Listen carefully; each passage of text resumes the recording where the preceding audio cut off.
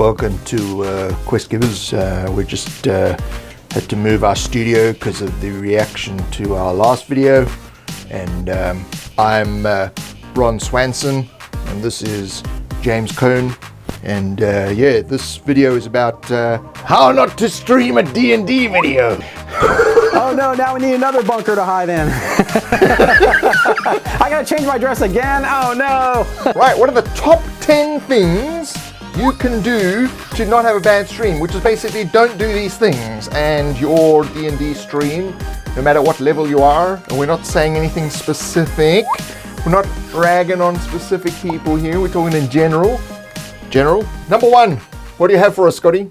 Don't do too much lead in. You want to get people hooked right away.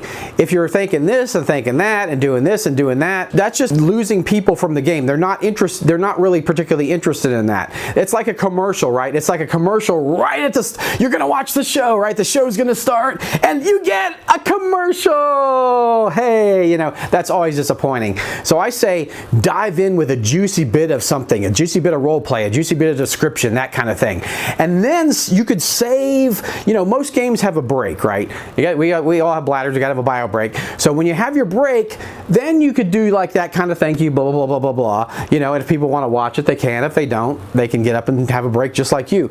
But I think to save it for that is better than to just, you know, the excitement that you've got, it's starting, and then you throw this commercial on them is just not the way to go. And also there's a lot of introductions and things. If you've got 6 players and they're all gonna introduce themselves and each person takes 30 seconds, if there's 3 minutes gone, you had a 10-minute lead in and then another 6 minutes of people talking and another 3 minutes of this, you know, it's 20 minutes before you started playing. So if you say we start at 8, you mean 8:30. You're wanting to start fast and upfront. I know that on platforms like Twitch, you need that little bit of time for people to kind of show up and start watching the stream.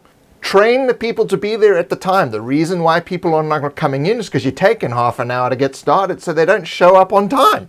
But if you say 8 o'clock and then, you know, there's like a little bit of an intro, maybe a 30-second, this is the campaign brought to you by blah, blah, blah, blah, blah, with starring Tom Jones and Sigmund whatever Mafro, you then have, boom, ogre crushes through the wall. Stuff starts happening. Because otherwise it's boring. That's just going to turn people away. Now, I say this out of love because it's something we want to watch more of these things. Just like our last video, we're not doing this because we're haters. We're doing this because we're lovers and we want to actually view more quality content. So that brings us to point number 2. And oh, sorry. Don't talk over I'm talking. Don't look up rules. Just go with it. Don't spend 30 seconds or a minute or 2 minutes looking up rules. Just go with the flow. If you're wrong, the argument section will tell you, but it doesn't matter. Just keep going. Audio, right? Because you want to hear what people are saying. And if everybody has a good mic and one person has a crappy mic, that really distracts from the game. So make sure that everybody has at least a decent mic, that you know that you can hear them in the stream, because sometimes there's really extreme differences in, you know, the quality of the audio in a stream. So yeah, I would say, you know, if you're gonna be in a stream, do a courtesy to the people who will be watching and the other players by getting at least a decent mic, right? And this is going to help you going forward. You know, if you've got a decent mic, you know, you're going to play in more games. It's just, you know, people recognize the fact that you've got decent equipment. So you're going to play in more games. Most importantly, the DM, because the DM's the one explaining what's going on, and if you can barely hear what the guy's saying, we have been guilty of some of these things, so we're talking from experience. We've played in games. I've played in games where this has been a problem. I've been the problem. Scotty's been the problem. Scotty's always the problem. Limit irrelevant banter. I don't care that it's your 4-year-old's birthday, your mum's got a sore toe, or you've just bought a new car. I want to know what the elf ranger is doing to this pesky goblin. There are endearing things about you as a person that if I'm a follower of yours on Twitter or Instagram or Facebook or YouTube or whatever, I get that from there. This is the game. have others respond to chat. So you don't have the players, don't have the person running the game responding to chat. Have an outside person responding to chat, keeping it under control. It's distracting you from running the game, and it's distracting the game. So nothing wrong with people chatting in the game and that kind of thing. But I think it's nice to have just an outside person that just does that for you. A chat wrangler. Keep your thank yous to a minimum. Now, some games, when they run, obviously there's people that are on Twitch and whatever, they're dropping things, or on YouTube, they're giving super chats. Your compulsion is to thank you, and a long-winded thank you to Bob, who's always contributed, whatever. Keep that to, thanks a lot, Bob. Appreciated. And continue on. Don't do it in the middle of something exciting happening. Wait for it for a lull, and then go, thank you, Bob, for your $5 contribution. And on we go. That's it. Because it is a show. If you're broadcasting your game, right, this is not just so that your family and friends can watch. You're actually putting on a show that you're hoping, you'll be able to build up. You want to get to critical role type status. That's only going to happen when you make sure that these sort of things are eliminated.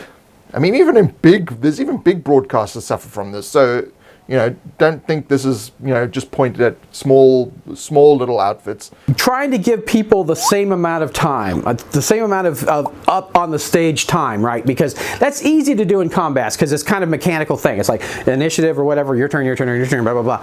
But Gareth and I are fans of like the turns out of combat, right? We're fans of the turns, role-playing turns.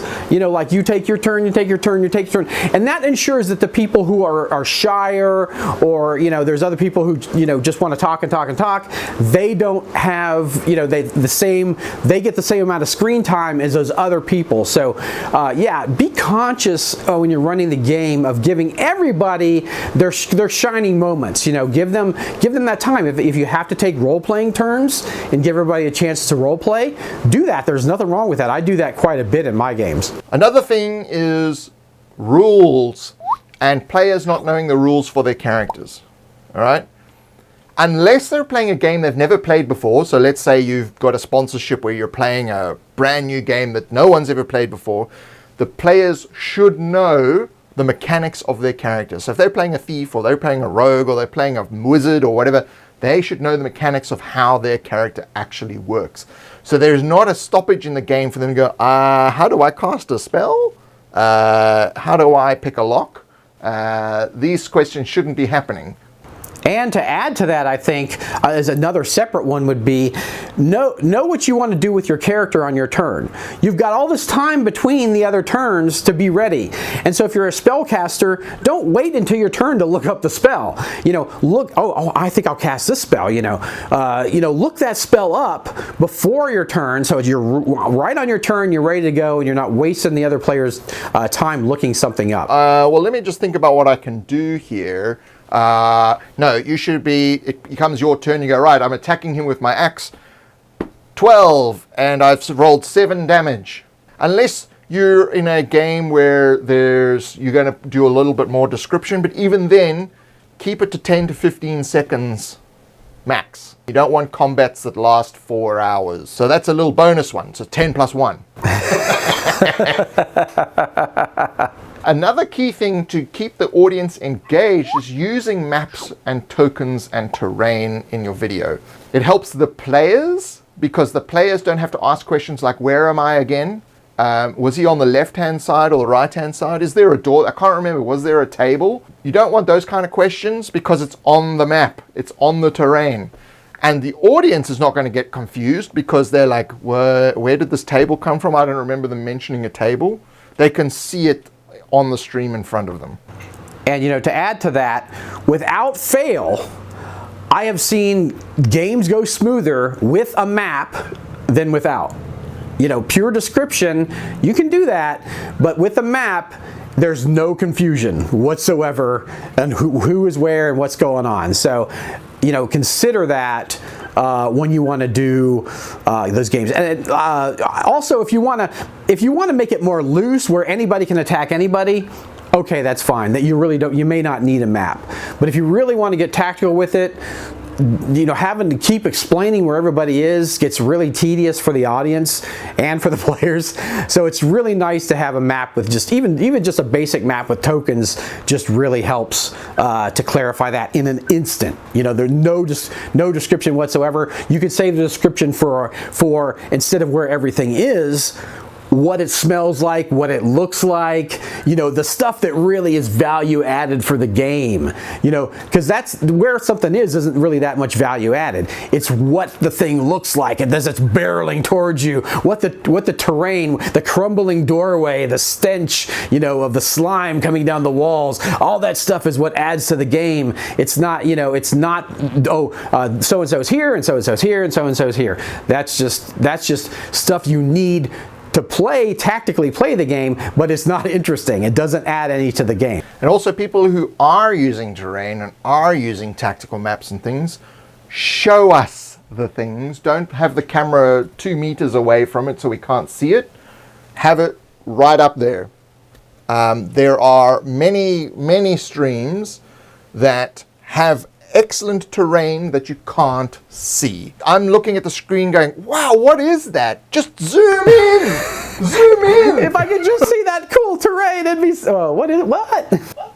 Yeah, I mean, I'm spending more time squinting looking to try to figure out what the terrain is than I'm listening to what the people are saying. The last and the biggest thing, have a compelling story to tell.